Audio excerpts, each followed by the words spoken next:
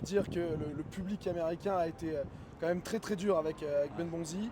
Dernier match en carrière pour Caroline Garcia et la victoire à l'instant de Elsa Jacquemot sur le cours numéro 10. C'est parti pour le deuxième épisode de En Tribune.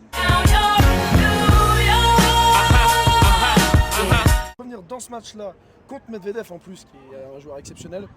Ben Bonzi, performance mentale et tennistique exceptionnelle hier. Qui est deuxième fait marquant de la journée, évidemment, le dernier match en carrière pour Caro Garcia.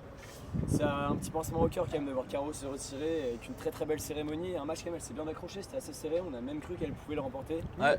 On y a cru à ce moment-là. Elle gagne le deuxième set après avoir perdu le premier. Et dans le troisième, malheureusement, ça le fait pas. Ouais. Et comme tu l'as dit, juste après, une magnifique cérémonie avec le président de la FFT. Ouais, qui était là. Qui était là, exactement. Et puis même après, elle a été voir son compagnon, ils se sont pris dans les bras, il y avait sa famille et tout. En vrai, c'était grave. C'était un bel émouvant. hommage. Franchement, merci Caro pour toutes les émotions. On a kiffé toute la carrière avec toi. Il y a eu vraiment des très très bons souvenirs qu'on a pu vivre en te supportant, etc. Donc un grand merci et bon courage pour la suite.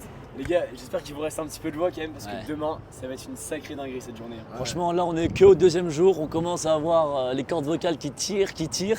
Mais demain, les mecs, ça va être la folie. Les gars, on a Joe à 11h, on a Hugo Gaston, on a Alex Muller, on a Gaël Monfils. On a Boisson. On a Loïs Boisson aussi. Et franchement, on peut continuer la liste à l'infini.